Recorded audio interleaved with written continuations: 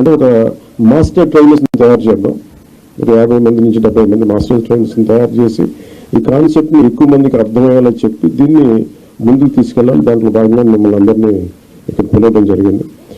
If you go into detail, ప్రతి detailing వెళ్తే నిజంగా అందరం కలెక్టివ్ అనుకుంటే ఖచ్చితంగా పాసిబిలిటీ చేయొచ్చు.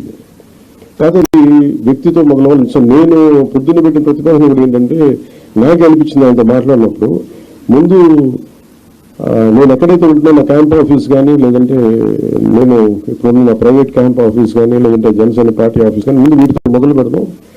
అసలు జీరో లిక్విడ్, మన సాలిడ్ అండ్ లిక్విడ్ రిసోర్స్ దీన్ని మేనేజ్మెంట్ ముందు నా ఆఫీస్లో మొదలు పెడదాం, అలాగే పిఠాపూర్లో మొదలు పెడదామని స్టార్ట్ చేసాం. దాంట్లో కూడా ఇప్పుడు ఆయన ఏమంటున్నానంటే, వచ్చి ఒకసారి క్యాంప్ ఆఫీస్ కూడా చూడండి, ఏమేమి జాగ్రత్తలు తీసుకోవాలి, చెత్త ఎంత మినిమైజ్ చేయగలం.